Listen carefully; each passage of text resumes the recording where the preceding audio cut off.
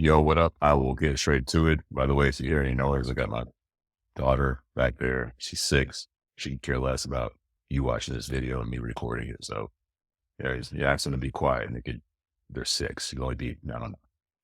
She'll only be so quiet for so long. Anyways, what the hell am I talking about? Let me get to this. How to get people to do what you want. I'm going to show you how I've been able to get employees to do the tasks that I've asked for. You could have the whole strong hand, do what it's like a parenting aspect, right? Your kids ask you why they should do something. You're like, oh, because I said so, or because I'll beat you, or blah, blah, blah. Those, while they are effective in the short term, they're not good for the long term. And the same thing works with your employees. And it's something that I am getting better at. I'm not the easiest boss to work with. And I'm not the worst. I'm not the easiest. I have to be grumpy. I'm rigid. I forget to do stuff that I say I would. I'll point out all of that shit.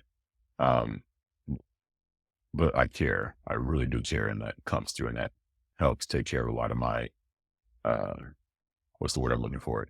Deficiencies or whatever. The thing that I'm really focusing on getting better at is rewarding the behavior that I want. By the way, my name is Chris Gray. I'm a husband, father, entrepreneur. I make these videos because when I teach these things that I've learned to establish some level of success, I just get better at them. So when I'm making these videos, I'm giving you this information. It's really selfish, but I hope that helps you.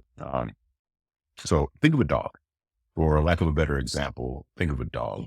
These fidget toys are just so, this one in particular gets me. Anyways, think of a dog. And if you're trying to teach a dog a trick or get them to not, pee and poop,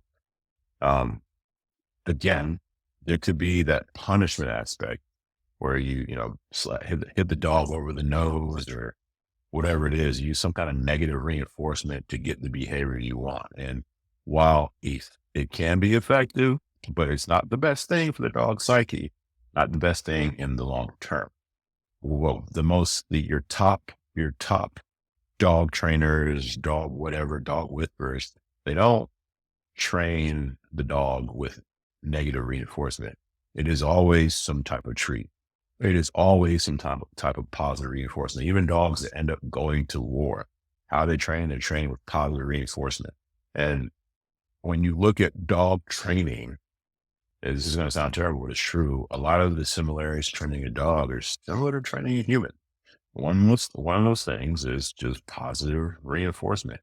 And it seems simple, but it's not easy, especially for somebody like me, when you just see the deficiencies in everything, right? You have a certain expectation of stuff and it's not getting done. It's easy to really lean into what's not happening.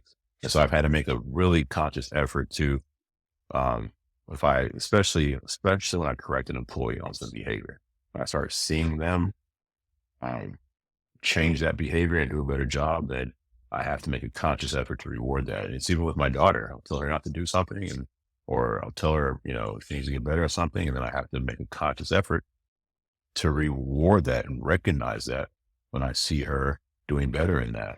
And it's something I've been working on and seeing results from in my personal and professional life, specifically my professional life. I just, again, I'm not the easiest person to work with sometimes. I care for the people I work with. I'm not the easiest. So I have to go back around and say, okay, I talked to such and such about this. She changed it. Let me make sure that I recognize her efforts in changing. And it's a fine line because I don't want it to be to where it's condescending or juvenile or demeaning. Like, I'm just, oh, good job. And I don't want people to pick up on that. I want it to be very genuine.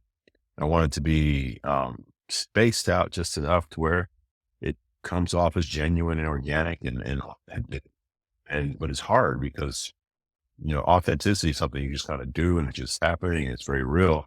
So making a conscious effort to recognize the behaviors that are desired is hard for me because since I'm making a conscious effort, it's not as authentic. So I have to make a conscious effort to deliver feedback that is authentic.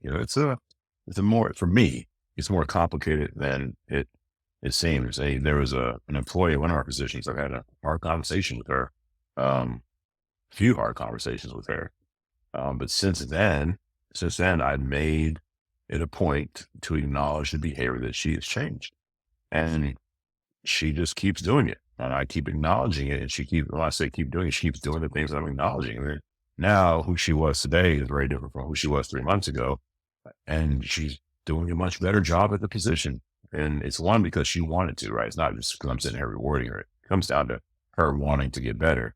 And it's also me rewarding what better looks like, where I could have just came down on her and then she could have changed. And if I didn't say anything, well, I don't think that wouldn't have given her the best message, right? Because now who wants to put a bunch of effort in changing something that somebody requested and then they don't ever tell you good job or recognize that you've done that. And so I've been doing that.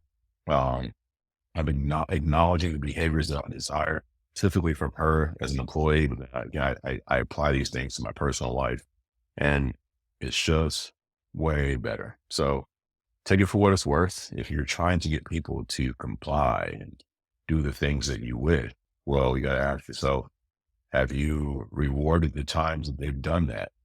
Or is it always just, you pointing out all the bad shit?